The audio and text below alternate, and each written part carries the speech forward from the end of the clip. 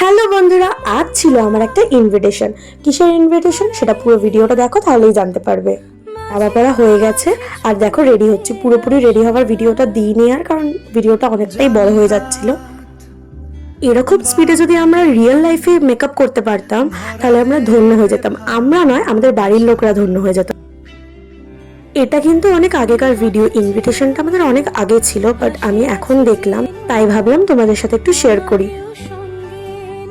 এতক্ষণ বকবক করার পর আমি ফাইনালি রেডি হয়ে গেছি। সবাই কিন্তু কমেন্টে বলবে আমাকে কেমন লাগছে। ইনভিটেশনটা একদম বাড়ির কাছেই ছিল, মা যায়নি, আমি ভাই আর বাবা গেছিলাম। বাবা আগেই চলে গেছিল, আমি আর ভাই যাচ্ছিলাম।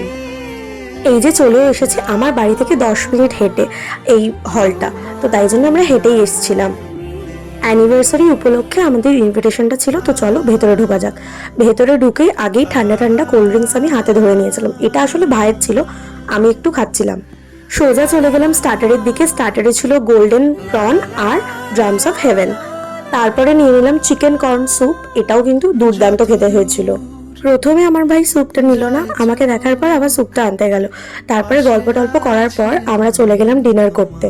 ডিনারে ছিল mixed fried rice, mixed chowmein, pan fried fish আর ছিল গার্লিক চিকেন।